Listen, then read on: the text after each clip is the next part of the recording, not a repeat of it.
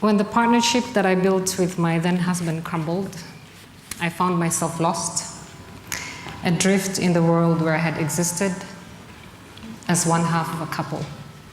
I felt alienated from the individuals and the institutions in the circles that I once belonged as a married woman. I struggled with a host of emotions. I was disappointed that my marriage had failed. I had a lot of fears of being alone for the rest of my life, and uncertainty that I might not be able to recover from this crisis. Last year, I was lucky enough to have an opportunity to choose my research topic for my thesis. I was desperate to know how other women coped with the aftermath of their divorce. I was very lucky to have worked with 7 remarkable women who agreed to be a part of my study. I wanted to know what kind of coping strategies have women devised to face the social and emotional challenges as a result of their divorce. I had also hoped that the result of my thesis would help others who are going through the same crisis as me. Through the lenses of William Bridges' 3-phase transition model, the women narrated their real-life experiences. As all transition, it starts with an ending, the letting go. And this is hard. It comes with emotions like shock, denial, anger, disengagement. In this phase, the women talked about the grieving, how they grieved over the loss of their marriage, and also they grieved the good parts of their marriage, and especially on the positive aspects of their then husbands. Diana was physically abused by her husband for 2 years and stayed on in the marriage, even though she suffered from the abuse, until one night he hit her so badly that she almost died. That was when she left. But she grieved over the loss of the marriage. Maria recounted how she felt unloved when her husband left her, and she was suddenly confronted with the transformation of the role that she had from being married to single. What made it worse for these women is that they had a initial perception that they failed because they didn't manage to save their marriage. The second phase of this emotional journey was when the woman was in between places, and being in the middle is very confusing. And it was also in this stage where the women talked about the coping strategies that they devised in order to survive this crisis. Most women resorted to adaptive coping structures like going for psychotherapy sessions or going to church.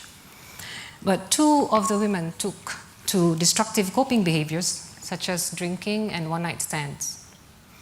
Anita narrated how she slept with all kinds of men to drown her sorrows. Despite this seemingly destructive nature of the behavior, it nonetheless helped her to cope with her sorrows and drown her depression. Cynthia went to alcohol. Alcohol gave her respite to help her with her sadness and her helplessness. And she recounted how she cried and lost sleep for 2 months, and the drinking helped her. In the last phase, the women saw a new beginning.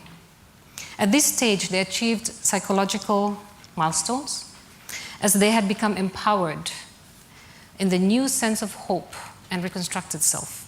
For most of them, they experienced acceptance of the post-divorce life. As sole breadwinners, they worked very hard. They achieved greater success in their careers and in their finances. And it was also at this stage where they took responsibility for the marital problems. Most of the women felt peace as soon as they acknowledged that they had a part to play in the breakdown of the marriage. It takes a lot of courage and responsibility to be able to reach that stage. For me, the most powerful transformation was that of Rachel's. She suffered physical abuse for 8 years, and she couldn't leave the marriage because she wasn't empowered to, not financially, not physically, not psychologically. But today, she's a public speaker. She gives voices to women who suffer from domestic violence. She's not denying that she's still confronting her demons. She slips into depression every now and then, but she feels empowered with a new, transformed life.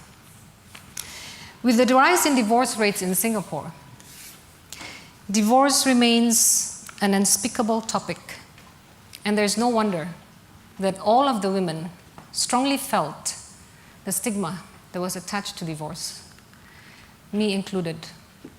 I was stigmatized by one of my very close, immediate family members, and I was very deeply saddened by this.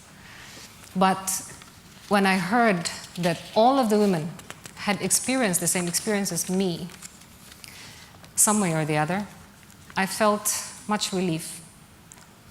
I felt that I wasn't alone in my struggle, and that I wasn't that special after all. The experience of writing my paper was way beyond my imagination, way beyond my expectations. There's so much that I learned from the women that I spoke to. They are very brave, very remarkable women. The therapeutic nature of the process was two-way, felt by me and felt by the women that I spoke to. Seeing the powerful transformation that the women made me see a glimmer of hope that one day I too will recover from this crisis.